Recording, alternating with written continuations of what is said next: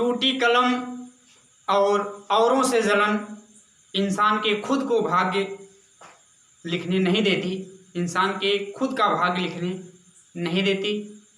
तो hi students, मैं आपका राहुल सर स्वागत करता हूं आप सभी का सर्वोदय ग्रुप के इस नए केमिस्ट्री लेक्चर में।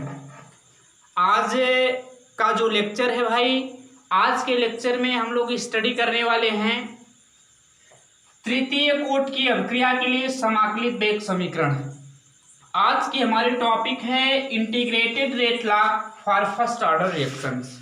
तो आज हम इसके बारे में आपसे चर्चा करेंगे, आपको समझाने का प्रयास करेंगे कि तृतीय कोटि की अभिक्रिया के लिए समाकलित वेग समीकरण का व्यंजक आप कैसे डिराइव करोगे। तो बहुत आसान है, जो लोग पिछली वीडियो देखे होंगे प्रोसेस वही है, एकदम उसी प्रोसेस का प्रयोग करके आप तृतीय कोटि की अभिक्रिया के वेग स्थिरांक के व्यंजक का निगमन कर सकते हैं, जिसका प्रयोग आप शून्य कोटि में किए हैं, प्रथम में किए हैं और द्वितीय में भी किए हैं। इस नाते कहता हूं कि पिछली वीडियो आपका देखा होना बेहद इम्पोर्टेंट हो जाता है। तो मेरे प्यारे बच्चों, अगर आपको बेहतर समझना है तो पीछे की सारी वीडियो को आपको देखना होगा। तो चलिए, एकदम आसान सी प्रोसेस है, केवल प्रोसेस समझिए। मान लेते हैं कि एक तृतीय कोटि की अभिक्रिया है। Let are consider a general reaction in which reactant are changes into products. Clear? मान लेते हैं कि एक तृतीय कोटि की अभिक्रिया है जिसमें यह आर रिएक्टेंट भाई बदल रहा है प्रोडक्ट में, यानी एक आर कोई अभिकारक है, वह अभिकारक चेंज हो रहा है प्रोडक्ट में। और आप जानते हैं यह अभिक्रिया हम तृतीय कोटि के लिए मान रखा है, इस नाते इसकी दर अभिकारक की सांद्रता के 3 घात पर निर्भर करेगी। क्लियर है? तो आप इसकी दर लिखते हैं आर इक्वल, पिछले लेक्चर में हमने आपको बताया था ये होता है K3 into active mass of R के पावर 3। यहां तक सब कुछ बढ़िया चल रहा है, एकदम आसान है, केवल आप प्रोसेस समझिए। किसी भी कोटि की अभिक्रिया के लिए आप व्यंजक डिराइव कर लेंगे, चाहे वह अभिक्रिया 5/2 क्यों ना हो, 3/2 क्यों ना हो, कुछ भी हो सकता है। तो आइए, R बराबर K3 into active mass of R के पावर 3, ये हो गया भाई। अब आप जानते हैं इसी अभिक्रिया की दर को आप ऐसे भी लिख सकते हैं कि जो R होता है उसको आप ऐसे भी लिखते हैं अभिक्रिया की दर rate of reaction, rate R equal आप जानते हैं minus d active mass of R upon dt। माइनस लगाएंगे अगर अभिकारक के सांद्रता के पद में लिखेंगे जनाब, तो आप समझ गए, पीछे वीडियो देखेंगे सब कुछ समझ में आ जाएगा। एक ही रिएक्शन की रेट है, इस नाते आप दोनों को इक्वल कर सकते हैं। तो आप देखो, सिंपली लिख लो भाई कि देखिए एक पक्ष इक्वल है, आर आर दोनों एक ही अभिक्रिया की दर है, तो यह भी आपस में बराबर होगा। क्लियर है? तो इसको आप समझ गए होंगे। अब इसको मिटाने के बाद मैं डायरेक्टली एक लाइन में लिख देता हूं, इस अभिक्रिया की दर minus d active mass of R, यही ना होगा, अपॉन dt बराबर लिख देंगे K3 into active mass of R के पावर 3, क्योंकि तृतीय कोटि की अभिक्रिया है और K3 तृतीय कोटि की अभिक्रिया के लिए वेग स्थिरांक का व्यंजक है। ठीक है, इसी के लिए व्यंजक डिराइव करना है। ये वेग स्थिरांक है, तो इसको वेग स्थिरांक का व्यंजक कहिए या समाकलित वेग समीकरण बोलते हैं। चलिए भाई, यहां अगर सिंपल के भी लिखा जा सकता है, मत परेशान होइएगा। तृतीय कोटि की अभिक्रिया के लिए इस नाते मैंने K3 लिख दिया है।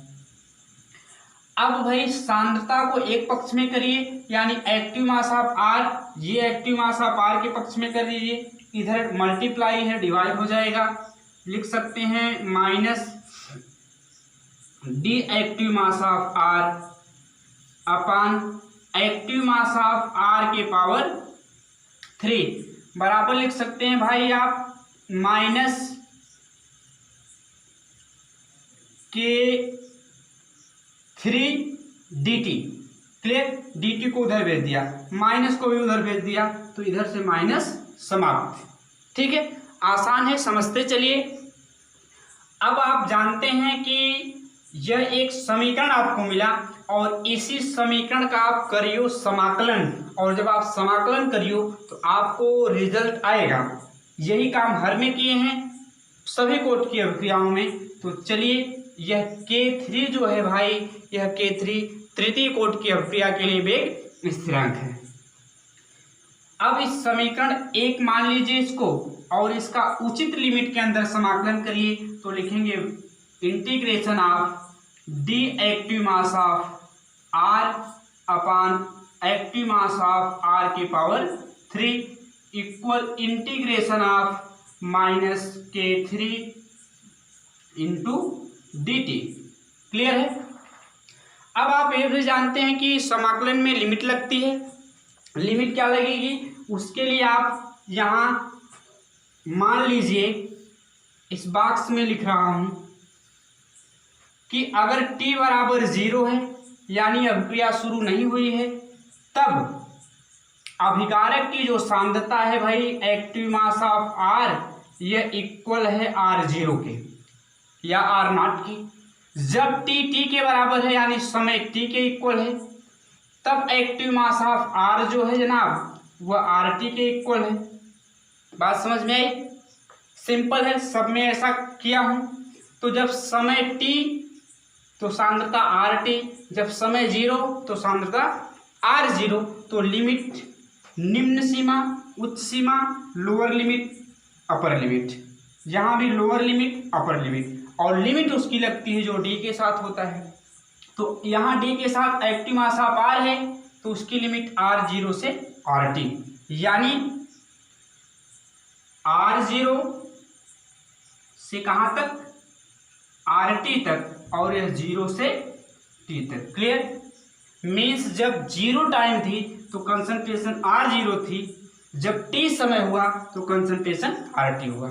ठीक है, अब यहां हम लिखते हैं, यह तो बॉक्स में आपको समझने के लिए हमने बता दिया। अब हम यहां से इसको हल करना शुरू करते हैं। ठीक है, आइए, और हल करेंगे ऐसे, इसको थोड़ा सा, ठीक है, चलिए, बहुत इजी है, बस ध्यान से समझियो। देखो भाई, अब इसका समाकलन करेंगे तो आप थोड़ा सा गौर करिएगा। यह D active mass of r upon active mass of r के पावर 3 का समाकलन होगा, minus 1/2 active mass of r का स्क्वायर, और लिमिट कहाँ से कहाँ, 0 से t। और आप जानते हैं कांस्टेंट है K3, बाहर आ जाएगा तो बराबर लिख सकते हैं माइनस K3, लिख देंगे माइनस K3, और dt का समाकलन आप जानते हैं t होगा, क्योंकि dx का x, dy का y और dz का z होता है, उस हिसाब से dt का t हो जाएगा। तो आप लिख लेंगे इसका समाकलन t, और लिमिट कहाँ से कहाँ, 0 से t। क्लियर है, किसी को कोई संशय? सब कुछ ठीक ठाक चल रहा है यहाँ तक? बहुत अच्छा है।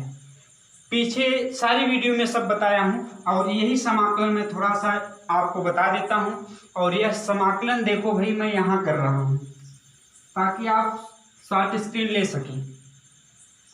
चलिए, अब मैं बता रहा हूँ, एक्टिव मास ऑफ r के पावर 3 को ऊपर ले जाओगे तो इसको आप लिख सकते हैं इंटीग्रेशन ऑफ, यहां से लिखिए एक्टिव मास ऑफ r के power 3 into D active mass of r। ठीक है, और यहाँ लिमिट r0 से rt।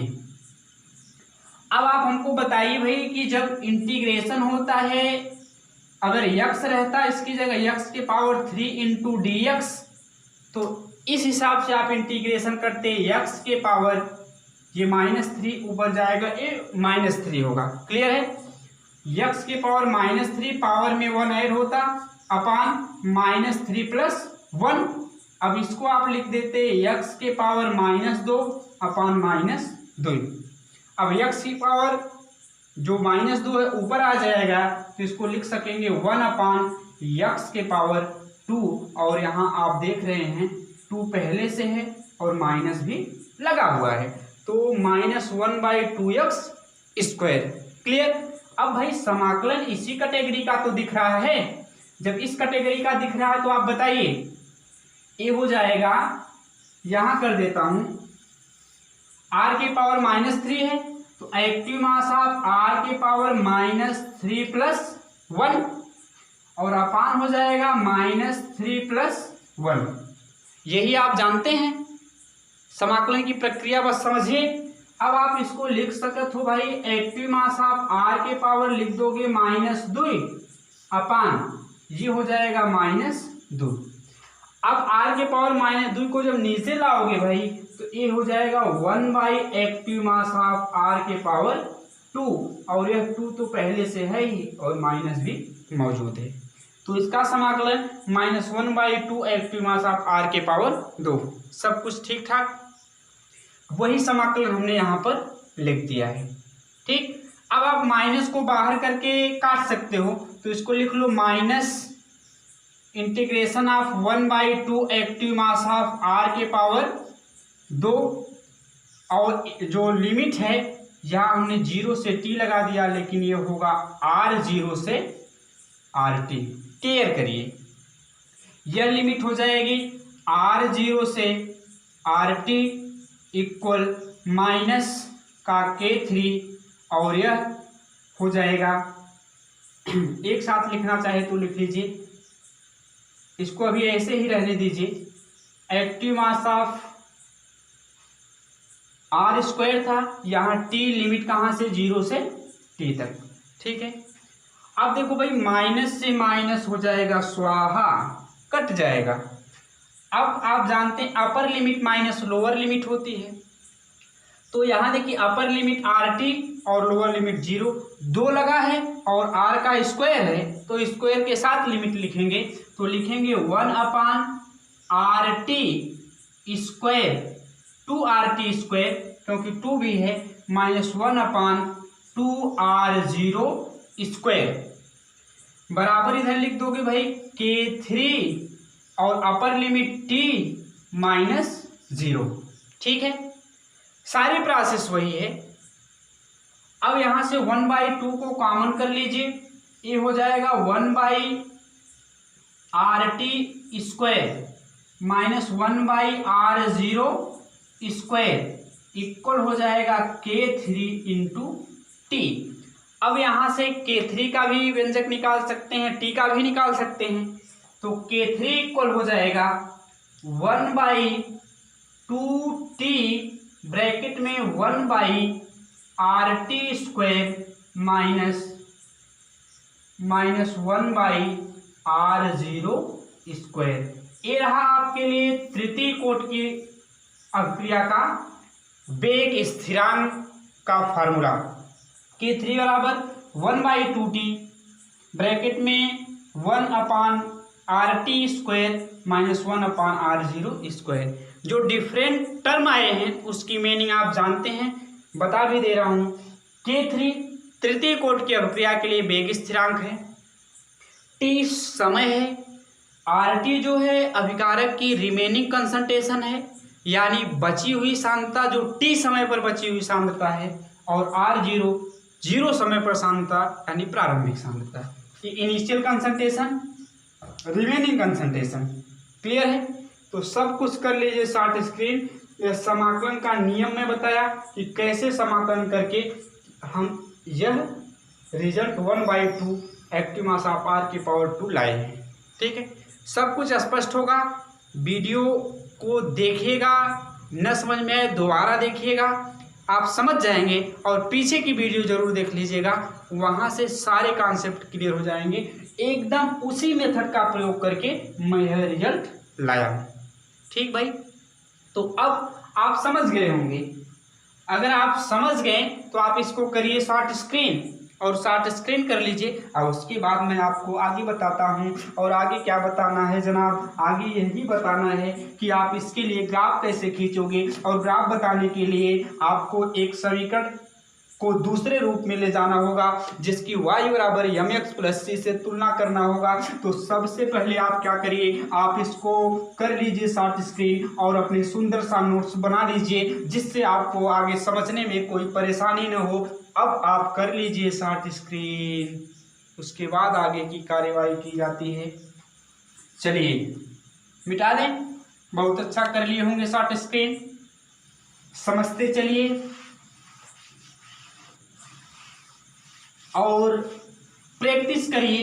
एक दो बार करेंगे बेहतर ढंग से समझ में आ जाएगा।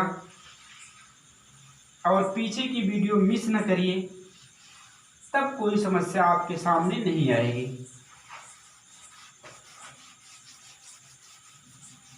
थोड़ा सा बेसिक मैथ है, बायो वालों को समस्या हो सकती है, लेकिन जैसे जैसे मेथड बता रहा हूं आप करते जाइए, देयर आर नो प्रॉब्लम्स।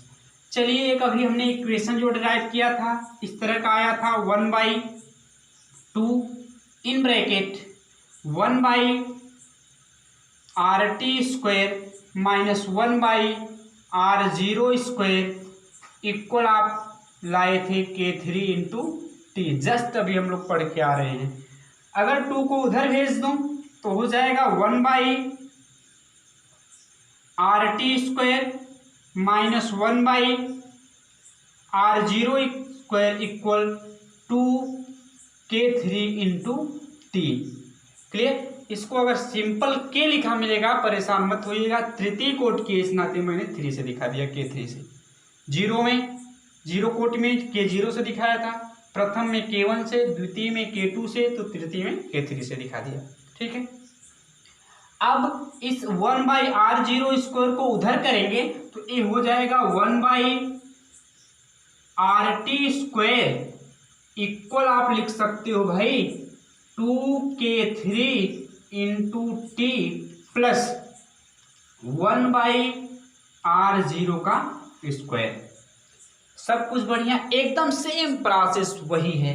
अब भाई क्या करोगे तो y बराबर एम एक्स प्लस सी से तुलना करोगे। y बराबर एम एक्स प्लस सी। अब बताइए x के प्लेस पे t, ग्राफ बनाने जा रहा हूं। x अक्ष पर क्या दिखाओगे, टाइम, और y की जगह पे 1/RT², यानी कह सकते हैं 1/कंसंट्रेशन²। RT तो कंसंट्रेशन ही है, या लिख लीजिए 1/RT², रिमेनिंग कंसंट्रेशन है। क्लियर। और x अक्ष पर क्या दिखाओगे, टाइम। अब देखो भाई c जो है 1/R0² धनात्मक है, m की वैल्यू 2K3 भी पॉजिटिव है। तो जब पॉजिटिव होता है तो a मान लीजिए a बिंदु रहा, y अक्ष पर कटा हुआ अंतरखंड c, और इसका जो मान है वह मान है 1/R0², यहां से यहां तक। ठीक है। अब अगर m पॉजिटिव होता है तो ग्राफ इस तरह से, अगर m निगेटिव रहता तो ग्राफ इस तरह से मिलता, स्ट्रेट लाइन। पॉजिटिव है तो इस तरह से स्ट्रेट लाइन मिलेगी। इसका जो प्रवणता है, स्लोप,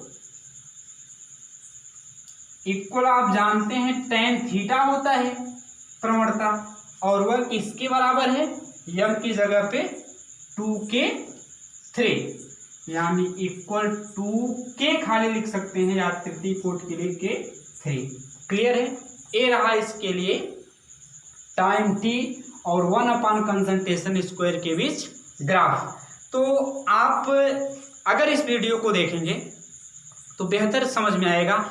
इस तरह से हम तृतीय कोट की अभिक्रिया के लिए भी वेग स्थिरांक का व्यंजक डिराइव कर लिए हैं। प्रैक्टिस करिएगा, कोई समस्या नहीं आएगी, क्योंकि प्रैक्टिस जरूरी होती है किसी टॉपिक को समझने के लिए। जितना ज़्यादा आप प्रयास करेंगे उतना बेहतर आप कर पाएंगे केमिस्ट्री में।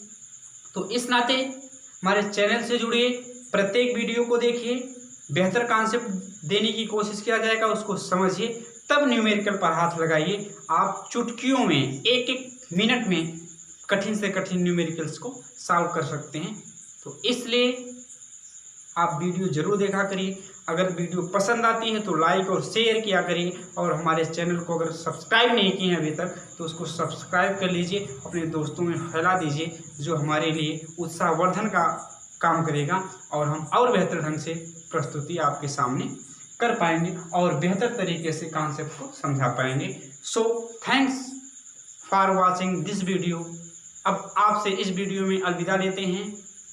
आप स्वस्थ रहें, मस्त रहें, अपने स्टडी में लगे रहें। Bye bye students.